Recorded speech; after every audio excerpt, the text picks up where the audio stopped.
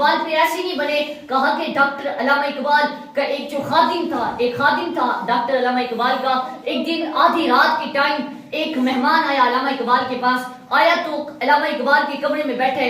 اب وہ علامہ اقبال نے نا اس اپنے خادم کو کہا کہ تو جا، میرا مہمان خاص ہے، اس کے لیے لسی لے کر آ. آدھی رات کے ٹائم لسی کہاں سے ملتی ہے؟ اب علامہ اقبال کا جو خادم تھا وہ اس نے نا علامہ اقبال نے نا کہ جو خادم تھا اس نے برتن اٹھایا، ایک جگ اٹھایا. اب علامہ اقبال نے کہا کہ تو جگ کو نہیں دھوئے گا، میں اپنے ہاتھوں سے اس جگ کو دھوں گا، اس کو صاف کروں گا. اب علامہ اقبال نے اپنے ہاتھوں سے اس جگ کو صاف کیا. جب صاف کرنے کے بعد اس کو دیا خادم کو. خادم نے کہا کہ میں بھی دیکھوں کون سا اتنا معزز مہمان ہے. جب آپ نے دیکھا ایک ایسا نورانی چہرے والا بیٹھا ہے علامہ اقبال کے پاس کہ اس کے چہرے پر نور کی برسات ہو رہی ہے.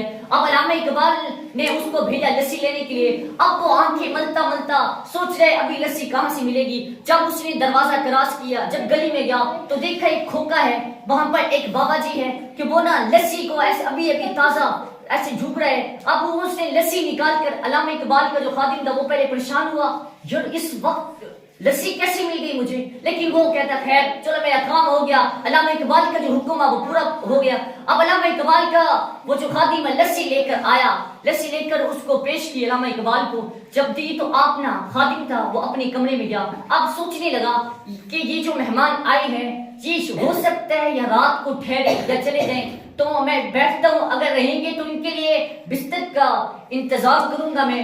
اب نا وہ جو مہمان تھے، جو خاص مہمان تھے، وہ تھوڑی دیر کے بعد نا رخصتی ہونے لگے. تو علامہ اقبال نے وہ جو خادم تھا وہ کہتا ہے حضرت آپ جائیں، میں کنڈی لگا لیتا ہوں، دروازے بند کر دیتا ہوں. اب وہ اسی کشمکش میں ہے. اب علامہ اقبال واپس اپنے کمرے میں گئے. اب یہ نا کنڈی کے بہانے باہر دیکھنے لگا، میں دیکھوں تو صحیح یہ آئے کہاں سے ہیں، اور کھوکھے والے کو بھی دیکھوں گا، یہ پہلے تو کبھی نہیں آیا لیکن آج خیریت سے آیا ہے، اس کو پہچان لوں گا.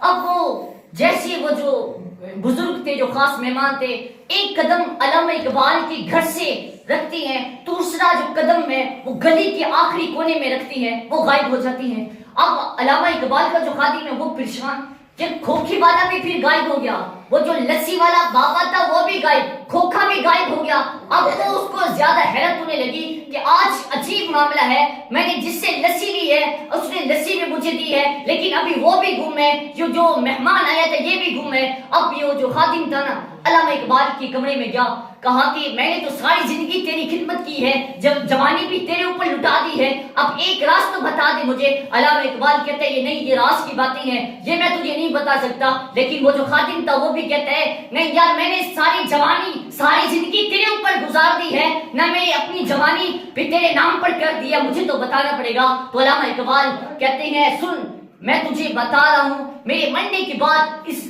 راز کو ظاہر کرنا، جب تک میں زندہ ہوں کسی کو بتانا نہیں. اب علامہ اقبال نے اس کو کہا کہ پتہ ہے یہ جو آئے تھے یہ کون تھے؟ کہا یہ خواجہ غریب نواز تھے جو آئے تھے، یہ اللہ والے ہیں قبروں میں لیکن ہیں زندہ. کہا تجھے پتہ ہے جس سے تو لسی لے کر آیا تھا، جس کو تو کھوکے والا بابا کہہ کے اس سے لسی لی تھی، وہ پتہ ہے کون ہے؟ وہ داتا علی حجویری ہے کہ جس نے تجھے لسی دی ہے. یہ اللہ والے جو ہوتے ہیں. تو پھر علامہ اقبال ایسے ڈاکٹر، علامہ اقبال اس شخصیت کو ایسے لوگ نہیں جانتے بلکہ اس کو بڑے بڑے جو بزرگ ہیں ان کا ایک فیض ہے. اور سب سے پہلے جو اس نے محبت سیکھی وہ اپنے والدین سے سیکھی، اور کہا کہ آج وقت ایک دن ہفتے